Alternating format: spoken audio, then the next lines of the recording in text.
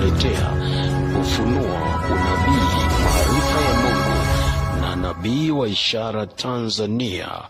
Karibu Tanzania, karibu sana kwenye unabii wa mwaka 2026 chini ya mtumishi wa Mungu, nabii wa ishara Tanzania. Tunapatikana Mbezi, Dar es Salaam, Malamba Mawili. Pia mimi ninaitwa Alex Evodius, mtangazaji wa ofisi ya nabii wa ishara Tanzania. Tunawakaribisha watu wote kwenye unabii wa mwaka 2026. Pia utaweza kuambiwa unabii wa mwaka 2025 uliopita, matukio yaliyotokea kuhusu unabii ambao aliutoa nabii wa ishara Tanzania, lakini ataenda kukujuza unabii juu ya taifa la Tanzania pamoja na mataifa mengine, mataifa jirani na mataifa mengine ya mbele. Kwa hiyo karibu sana, tunakukaribisha kwenye kipindi chetu. Pia yupo mtumishi wa Mungu ambaye yupo kwenye ofisi ya mtumishi wa Mungu nabii wa ishara Tanzania. Karibu uweze kuwasalimia wapendwa. Shalom. Mimi naitwa Masemo Mara, natumika kwenye ofisi ya nabii wa ishara, na tayari najua kwamba mko standby kabisa kumsikiliza. Karibu, tunawakaribisha. Amen. Pia unaweza ukawasiliana na nabii wa ishara Tanzania kupitia namba yake ya 0715645150. Hiyo namba ambayo inapatikana masaa 24. Na bila kuchelewesha muda, nimkaribishe mtumishi wa Mungu nabii wa ishara Tanzania. Karibu sana. Karibu sana uweze kuelezea habari njema kuhusu Tanzania na mataifa mengine. Karibu sana. Asante sana. Ni nabii wa ishara Tanzania, nabii ambaye Bwana ameniweka kwa ajili ya watu wanyenyekevu wanaotaka kujua siri za Mungu kwenye maisha yao ndani ya majira na nyakati kama Bwana alivyoniweka katika nafasi yangu. Nami naitumia nafasi hiyo kwa utukufu wa Mungu na kwa heshima ya Mungu. Nawashukuru sana timu ya ofisi ya nabii wa ishara Tanzania, wale nabii wa ishara partners mliosimama katika kusimamia kupitia grupu letu maalum kuisimamia ofisi hii ifanye vizuri mwaka mzima. Mmeweza kujenga ili jengo, mmeweza kusakafia, mmeweza kufanya mambo mengi ambayo leo tunafurahia kutukiwa tunarusha kipindi pakiwa pako safi, panang'ara. Mungu akawalipe mara 100 mwaka 2026 ili mpate kumtukuza wakati mwingine na mambo mengine zaidi. Zaidi ya yote, nitoe nafasi wanaotaka kujiunga katika grupu letu la partners wanaosimama na ofisi na huduma ya nabii wa ishara Tanzania kutoka taifa lolote. Hapa tulipo tuna Watanzania, kwa maana Tanzania bara, wengi zaidi wako Tanzania bara, lakini tuna Zanzibar, mtu mmoja yuko kule, lakini tuna Marekani yupo kule, tuna Uingereza yupo kule, tuna Sweden yupo mtu kule, na hao wote wanasimama na hii huduma kwa ajili ya fedha zao kuhakikisha inafanya kazi kwa uaminifu. Wanataka miongoni mwa zile taji kule mbinguni ambazo nitakwenda kupewa na kugaiwa waliokuwa wasaidizi, nao wawemo, na ndivyo itakavyokuwa kama alivyonituma Bwana. Bwana wabariki sana. Unataka kujiunga kwenye lile grupu, utapiga tu simu uliopewa kwa utaratibu, na kwa sababu atakuwa nairudia utaielewa. Kwa utaratibu utapewa utaratibu kwamba kila mwezi unachangia namna gani, lakini pia ukichangia unapata nafasi ya kuwa nabii wa familia yenu, kwa sababu utajua mambo yako ya huo mwezi, na yanakuaga exactly kama vile mnavyojua watu wote kwenye madhabahu. Ni madhabahu inayothibitisha mambo yote ya manabii Tanzania na manabii wengine. Watu huuliza kwamba ni kweli yaliyosikiwa na manabii wengine ama si kweli, na kwa sababu hiyo nimekuja kuyathibitisha na kuyasema yanayotakiwa kujulikana, ambayo bado hayajajulikana mwaka huu. Kwa hiyo ili ujiunge kwenye hilo grupu, utapewa taratibu kwa namba ya simu, alafu utakuwa unapata taarifa zako za maisha kila mwezi na maombi, pamoja na kujua mambo ya familia yenu yanavyoenenda. Unaweza ukauliza habari za ndugu yako kama zinaendaje, kwa sababu itakuwa ni kwa ajili yako na ndugu zako. Inasaidia kwa sababu wengi wanaopata taarifa huwatahadharisha ndugu zao wasiingie kwenye matatizo waliotakiwa kuingia. Wengine wanaepuka kuibiwa, wanaepuka kupata matatizo ya misiba, wanaepuka kupata majanga ya ajali, wengine wanaepuka kupata majanga ya hasara. Yaani wanaepuka mambo mengi kwa kupata taarifa za mambo yanayotaka kujitokeza kila mwezi. Kama naweza kusema mambo ya taifa na mataifa mengine, nashindwaje kusema mambo ya mtu mmoja na familia yake? Ubarikiwe wewe ulionielewa, wewe ndio uliokusudiwa na Mungu, na ubarikiwe sana utakapokwenda kujiunga katika hilo grupu. Na niseme kama alivyosema mtangazaji wetu wa ofisi yetu ya Nabii wa Ishara, mwaka jana mambo makubwa niliyotabiri, nadhani niyaseme kwa kifupi tu.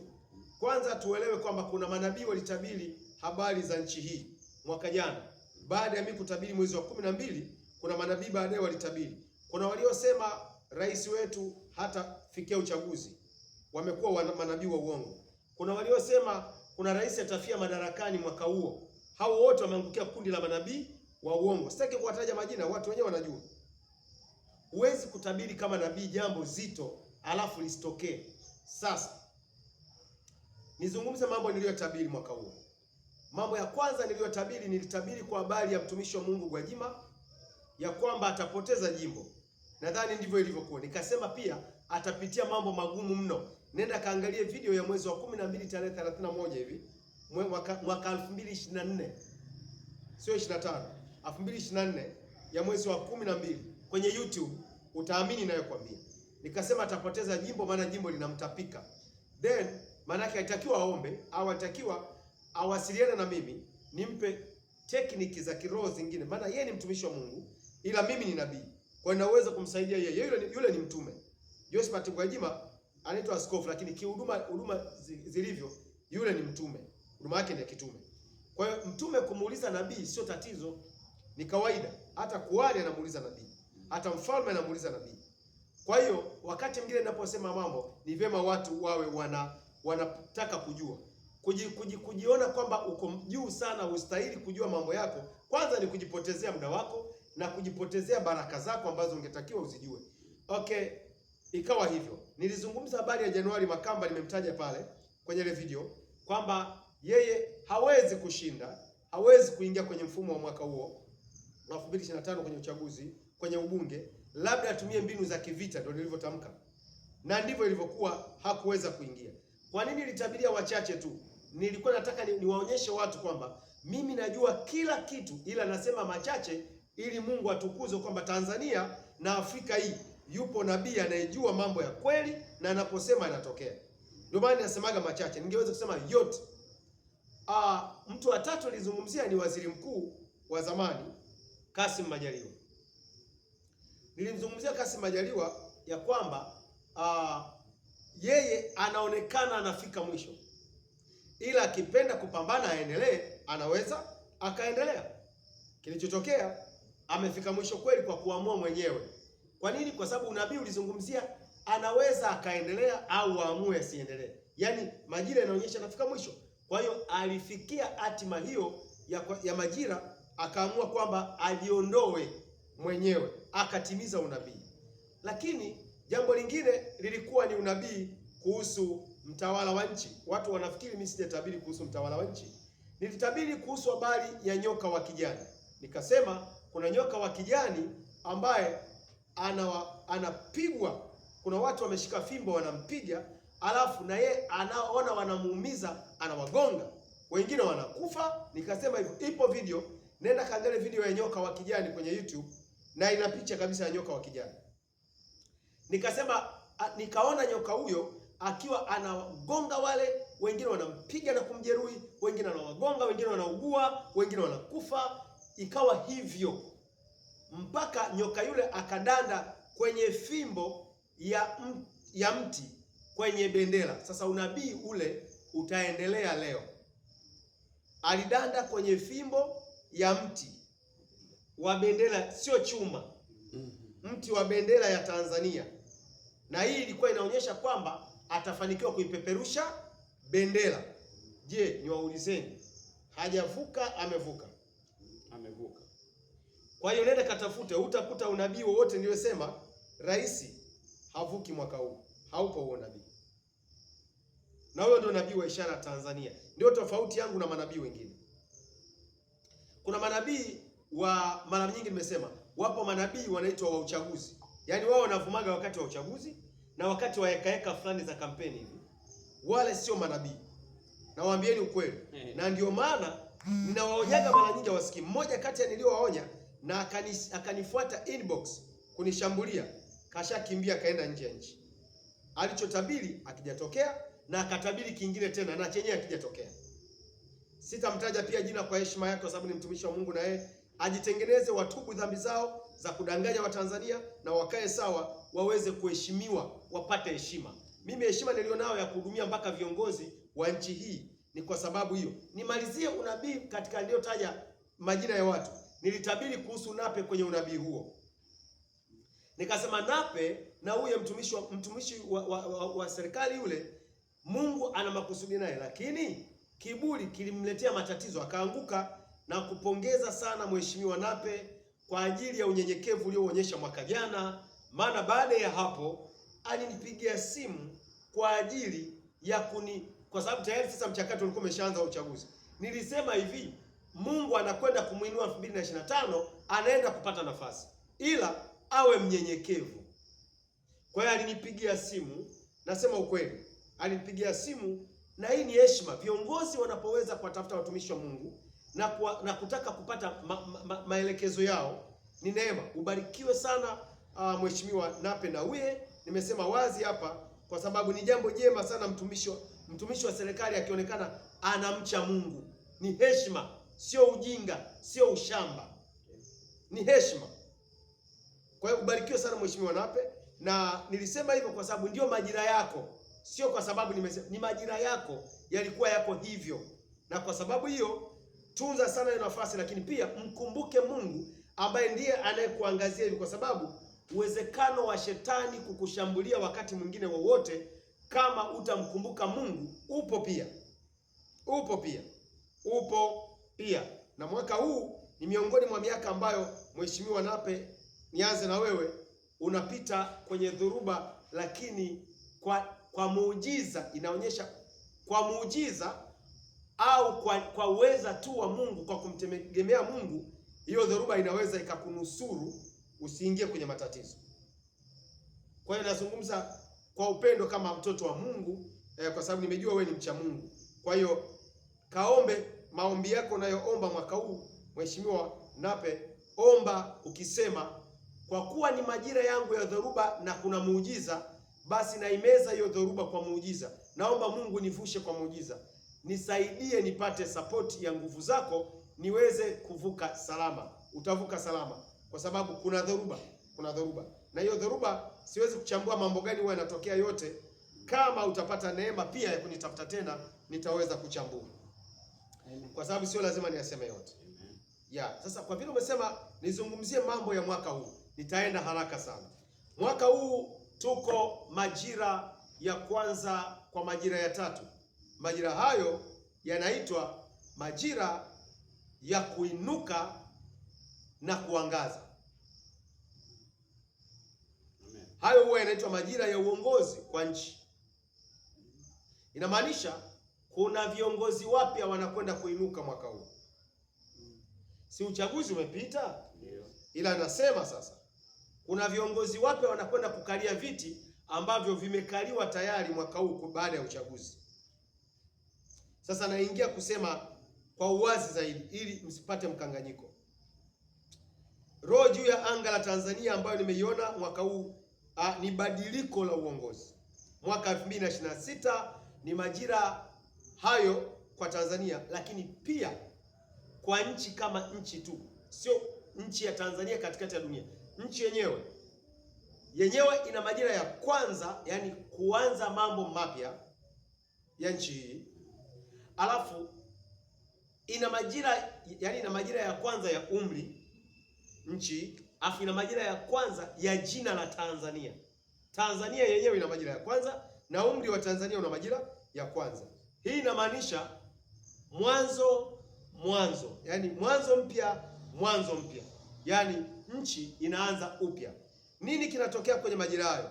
Jambo la kwanza, wananchi wa Tanzania wao kama wananchi watakuwa na lugha, nchi itakuwa na umoja, yani itakuwa na, yani wakiamua kulikataa jambo wanalikataa pamoja.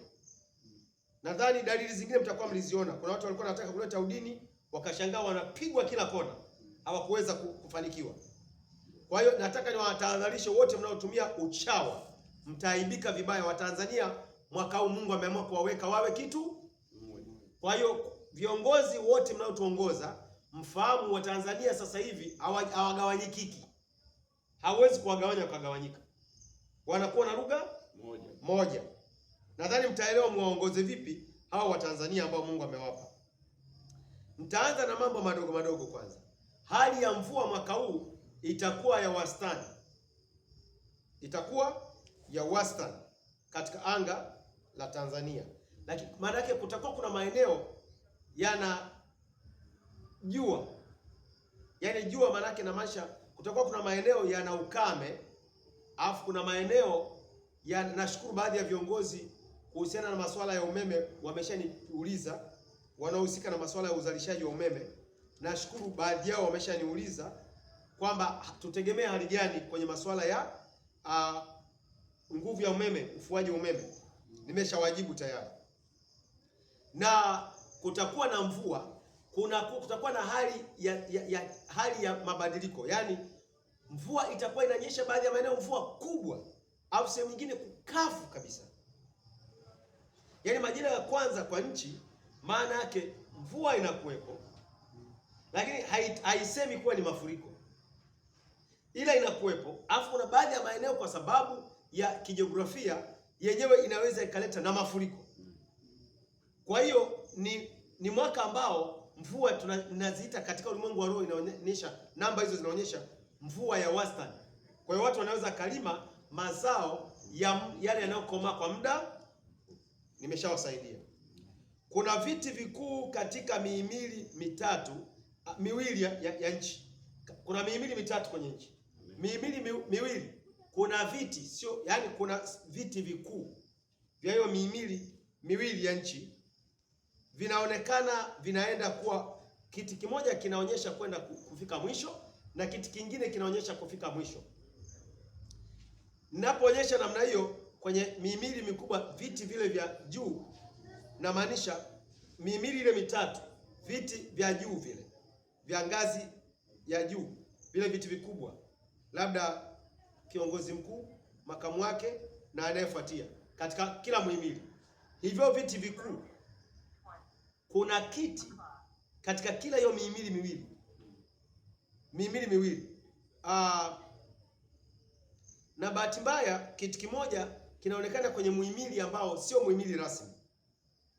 Yaani kuna bunge, rais, rais, nasema ofisi ya bunge, rais na mahakama, si ndio? Sasa mihimili miwili tu, sio mitatu yote. Mihimili miwili tu. Miwili.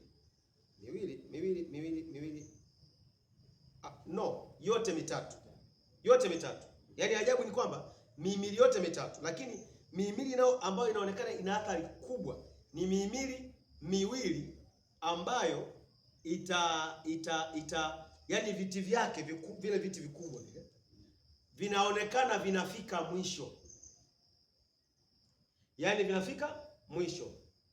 Maana yake kuna watakaoamua kujiuzuru, kuna watakaoamua, mtasikia tu, kuna watakaoamua kujiuzuru na kuna ambao wataondolewa kwa kuondolewa kabisa, kwamba aondoke kwenye kiti chake, kwenye hiyo nafasi. Na hii nimeiona inagusa vyombo vya dola, yani vya ulinzi na usalama, kwa maana nyuma ya mahakama vyombo vya dola vinakaa hapo.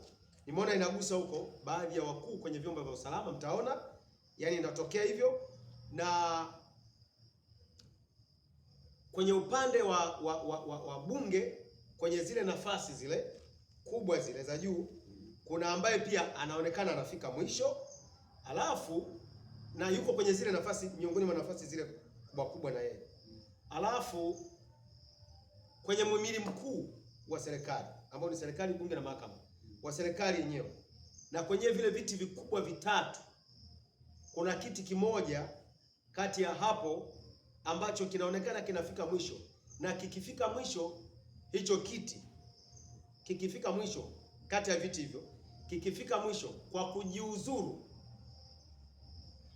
kinaweza kikasababisha na viti vingine pengine navyo vikatetereka. Kikifika mwisho kwa kufutika kabisa, yani kile kiti yani mtu anafutika, kiti kinakuwa hakina mtu na huyo mtu anakuwa hayupo, kwa sababu inaonekana hali hizo zote zinaweza zikatokea. Yani kuna ambao watakuwa wanafika mwisho kwa maana ya kuondoka kwenye kile kiti, lakini kuna ambao wanafika mwisho kwa kutoweka kabisa, yani watakuwa hawapo kabisa, yani wanafutika kabisa. Nimesema sijataja mtu, lakini nazungumza mihimili mikubwa hii, viti vikuu vitatu, vile vitu vikubwa vile vya juu kabisa. Yani wakuu wao wanaonyesha kufika mwisho, alafu yani inaonyesha tu kufika mwisho, huyo anafika mwisho, huyo anafika mwisho. Yani watu wanaonekana wanafika mwisho. Huku taifa linasema linaonyesha linaenda kubadili baadhi ya viti. Kwa hiyo si wote, msimkanikopi vibaya. Mimi nimeona katika roho. Si wote, lakini tutashuhudia wazi viti vikibaki wazi kuanzia Januari hii mpaka kufika mwezi ule wa 9 mwaka huu. Viti vitabaki wazi vile vikubwa, baadhi ya hivyo viti vikubwa vitabaki wazi. Na kuna kitu nataka nisahau. Na niseme kwamba kuna roho ya kukataliwa na kutolewa katika nafasi, na sasa hii kuna roho inaonekana kwamba tutapata msiba wa uongozi. Kimataifa inaonekana msiba mkubwa, kitaifa inaonekana msiba wa kiongozi mkubwa. Sasa sio lazima awe mmoja, msinikopi vibaya pia. Nimesema viti sio kitu kimoja.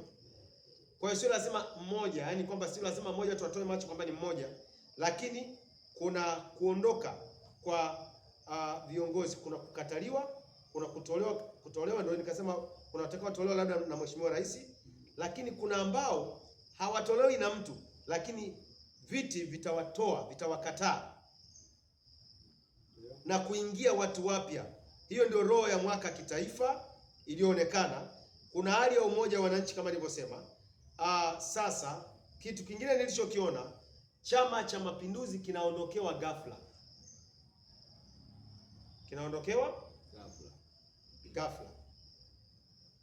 Sasa kumbuka, huu ni mwezi wa kwanza.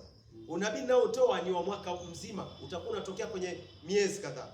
Sasa unabii wa mwezi wa kwanza nao, huu mwezi wa kwanza leo si tarehe 1 2026. Leo mwezi wa kwanza mwezi huu kunaonekana kuna msiba wa kiongozi, halafu unaonekana utakuwa wa ghafla.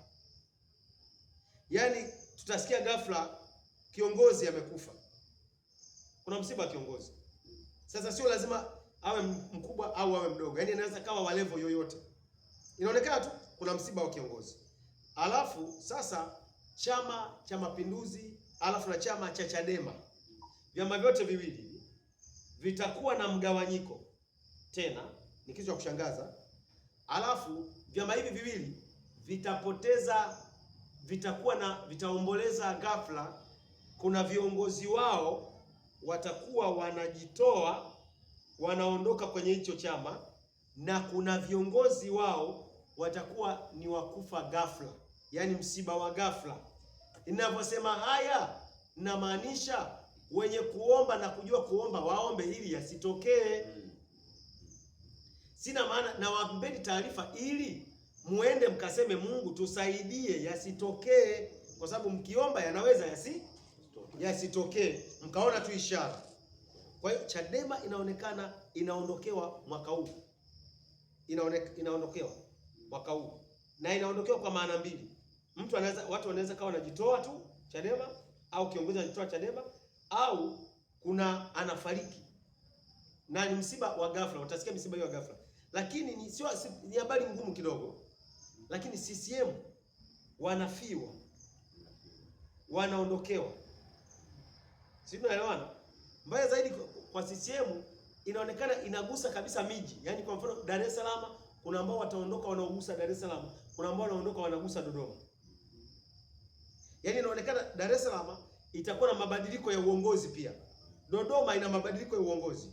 Alafu inasoma kitaifa pia kwamba na kuna viongozi wa kitaifa wanaondoka kwenye nafasi zao, alafu wanakuja wengine. Nadhani mnanielewa hapo. Aha. Anasema hapa niliandika kwamba Chadema ndio kama hivyo. Sasa Chadema mwenyekiti wao inaonyesha kuwa Chadema kutatokea usaliti na kugawanyika chama, na hali hii inatokea pia kwenye CCM pia.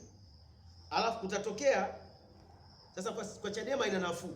Kwa CCM inaonekana usaliti huu ni mbaya sana, ndio utakaosababisha mpaka wengine kutolewa kwenye viti na wengine kufariki.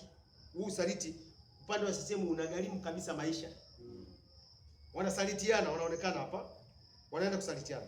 Alafu Chadema utatokea anasema mgawanyiko, lengo ni kubadili moyo wa mwenyekiti wao ugeukie kazi nyingine badala ya chama. Yaani mwenyekiti wao ambaye ni Lissu mwaka huu inaonekana kuna kazi anakwenda kuianza. Kuna kazi mpya anakwenda kuianza.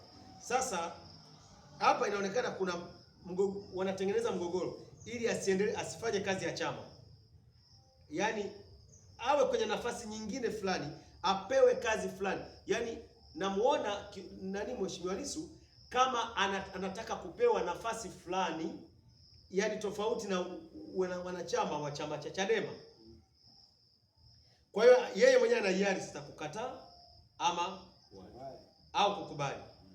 Yaani kunaonekana kuna nafasi mpya inamuinda mwaka huu.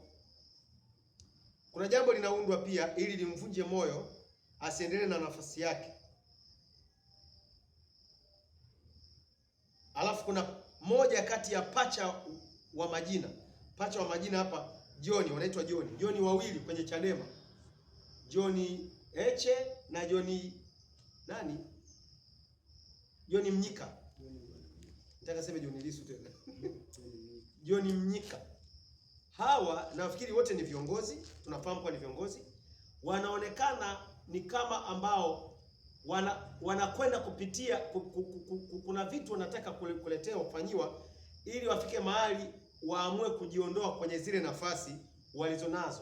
Lakini hawa jamaa wana nyota kali kubwa sana. Nyota yao ni kubwa sana. Kwenye taifa yani, nyota yao ni kubwa. Kwa hiyo watajua wenyewe wanatakiwa kuishi vipi. Sasa kuna mtu ambaye anaitwa Waziri Kassim Majaliwa. Yeye naye anawindwa na kazi mpya mwaka huu. Sio lazima awepo serikalini. Kuna kazi mpya ambayo inawezekana pia akaitajika serikalini. Yaani kuna kazi mpya inamuinda mwaka huu. Yaani anaonekana anaanza kazi tofauti na ile ya mwanzo mwaka huu. Kuna mkuu mmoja kati ya wakuu wa chama cha CCM naye ni mwanamke. Ni mwanamke wa chama, sio kwenye serikali. Yeye kwa upande wa chama ni mkuu. Anaonekana na yeye anafika mwisho. Sasa sijui atatolewa, sijui atabadilishwa. Ni mwanamke. Mkuu mmoja anaonekana chama cha CCM kuna mkuu wake mmoja wa kike anafika mwisho kwenye nafasi yake. Anaondoka kwenye nafasi yake. Sasa sijaona kuwa ni kwenye serikali, sijajua, lakini ninachoona ni chama cha chama. Mkuu wa chama, sio mwenyekiti. Bali anaonekana ni miongoni mwa wakuu wa chama, wasaidizi labda mwenyekiti huko na nini. Vitu kama hivyo. Anafika mwisho. Sasa sijajua mwisho huu unamtoa kwenye nafasi yake ama ni vipi. Lakini mtajionea wenyewe katika movement ya mwaka. CCM nimesema inakwenda kugawanyika. Kwa hiyo CCM haiko salama bado. Inaendelea kupambana.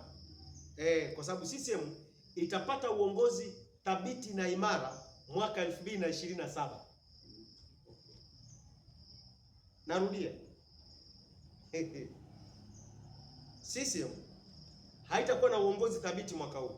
Itakuwa na uongozi thabiti ulio imara mwaka 2027. Si mwaka kesho? Ndio. Ni mwaka kesho? Mwaka kesho, yes. Ndio itapata rasmi uongozi thabiti wa hicho chama. Nadhani itakuwa imewasaidia. Nimeshasema mwezi wa kwanza na wenyewe unaonekana pia kuna kifo cha ghafla kinachomhusu pia kiongozi na cha kushangaza anaonekana kwa karibu au mbali. Ni kwa karibu kabisa, kwa sababu kwenye chama 4-3 dhoruba kuondoka kwenye nafasi kwa kiongozi, yaani kuna dhoruba kwenye chama itakayomuondoa kiongozi kwenye nafasi yake, na uondokaji wake una mawili: atoke kwenye nafasi au kufariki. Ndio kitu ambacho nimekiona hapa, yaani dhoruba na kiongozi kupata matatizo ya kuondoka pale au kubadilishwa kwa kiongozi kuja kiongozi mwingine. Januari inaanza hivyo, inaanza namna hiyo. Na sasa niende kwenye mataifa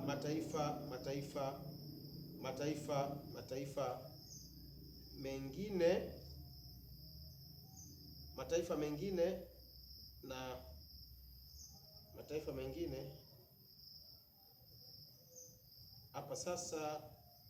Hii hapa mataifa ya karibu hapa, tuanze na Kenya na Uganda. Samani nitatumia lugha niliyoiandika hapa. Amen. Nitatumia lugha niliyoandika hapa. The president of Kenya will experience difficulties that will cost his health and economy. The people will rise to reject him more to confirm the prophecy. More people will rise against Ruto to confirm this prophecy. When I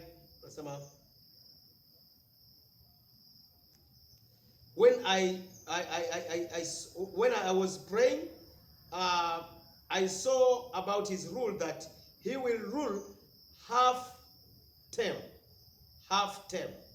Sasa hii half term, I said before, when I prophesied first time about Ruto, I said he will rule half term. Nilisema kwenye unabii wa Kenya, nenda kaangalia unabii wa Kenya kwenye YouTube, kwamba nilipotabiri kwamba Ruto atashinda kwa kura, lakini atatawala half term. Inaonekana tena mwaka huu ikionyesha atakuwa na half term. Wale walioniuliza unabii wa Kenya, hiyo ndio inakuwa. Vinginevyo Ruto anahitaji kuomba maombi ya nguvu sana ili atawale. Lakini na habari njema kwamba kitakachomfanya atawale half term Ruto ni usaliti. Na habari njema kwake kwamba mwaka kesho ana nafasi ya kupambana na kuweza kushinda kwa muujiza. Amen. Lakini atakumbana na usaliti na kumfanya aweze kuingia kwenye tatizo la ghafla la kufanya ashindwe kuendelea. Yaani atakuwa na neema, lakini ana wasaliti watakao msaliti Ruto ili mwaka kesho yeye asishinde, kwa sababu anawindwa na roho ya kuishia mwaka, yani tamu moja. Okay, Kenya also civil leaders, they will lose their opportunities. Kenya viongozi wataondolewa kwenye nafasi yao na kuwekwa wengine mwaka huu, and some of them will be rejected. Will also be the death of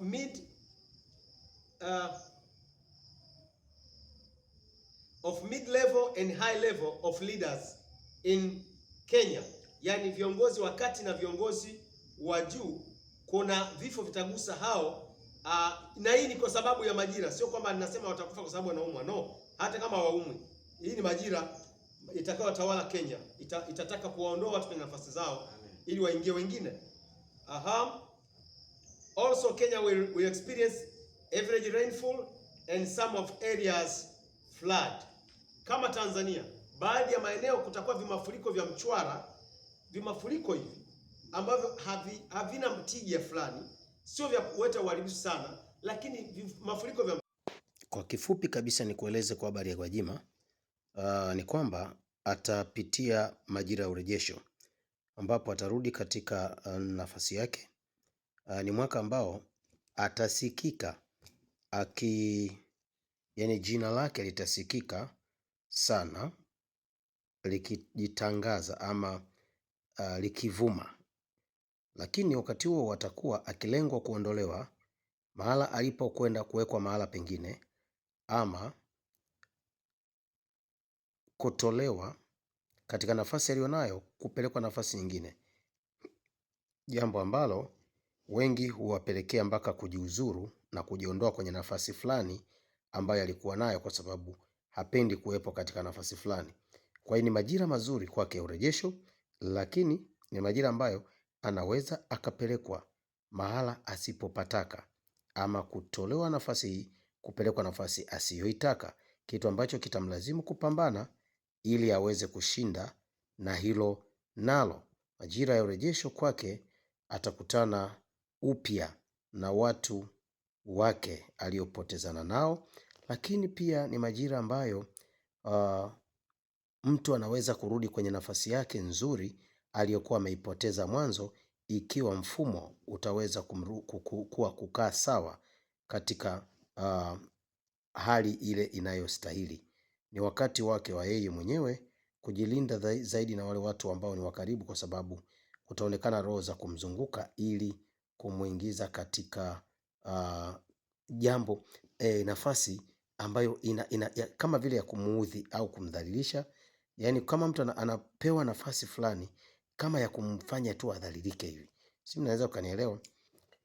Yaani kuna watu ambao watatamani wekwe kwenye position, nafasi ambayo haitampa furaha, kiasi ambacho itampelekea mwenyewe anaweza kujiondoa kwenye jambo fulani au kujiuzuru kwenye nafasi fulani, ama kuondolewa kwenye eneo fulani kupelekwa eneo lingine, ama kutolewa katika hali anayoifurahia kupelekwa kwenye mahali penye hali asiyoifurahia, kwa ajili tu ya kumfanya tu asifurahie. Lakini ni wakati mzuri wa urejesho, jina lake litajitangaza na atatangazika.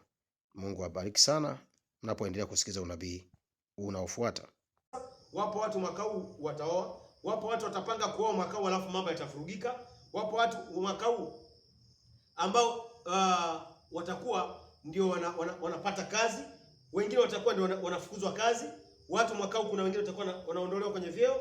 Majina yao nayajua wanaokumbwa na hayo, lakini safari sisemi chochote, nimeshajua kwa sababu sasa hivi watu wengi wanapiga simu. Kwa hiyo asiyepiga wacha aendelee kuyapitia, atajua mwenyewe. Anitafutaye kwa bidii ataniona, si ndio imeandikwa? Tunawaachia kazi wao, watakapotafuta nafasi ya kujua watasimama na madhabahu na watajua. Mungu awabariki sana, na Mungu akubariki sana mtangazaji wangu wa zamu. Amina, amina. Tunazidi kuwakaribisha wote. Nadhani wameshasikia, watasoma, ni video hii inaenda. Kwa hiyo watafuatilia video, makaribisho wameshasikia. Na niseme tu asante mtangazaji kwa kupata muda wako pamoja nami. Asante mtumishi wa madhabahu wa ofisi yetu ya nabii. Na Mungu awabariki sana. Karibuni kwa ajili ya ibada kila Jumapili saa 4 kamili mpaka saa 7. Unafunguliwa, unapata taarifa zako za maisha, unakwenda na baraka. Bahati nzuri huduma yetu iliyoko hapa, ukija una kazi lazima upate kazi. Amen. Ukija una ndoa utapata ndoa. Tumeona. Na mmeona. Yes. Ukija hapa ni maskini, lazima maisha yako ya maskini yakome hapa. Tumeona. Yaani lazima ubadilike. Tumeona. Kwa hiyo kila Jumapili tuko hapa, fika tu hapa kwa Nabii wa Ishara Tanzania, Mbezi hapa, Mbezi mwisho, Maramba mawili. Namba ushapewa na utaiona kwenye post pale. Amen. Pata huduma, utaweza kukutana na Mungu kwa njia hiyo, na utamwona Mungu ni wa maana sana. Zaidi hapo tuseme kwa heri, niwatakie mwaka mwema wa baraka. Bye. Bye.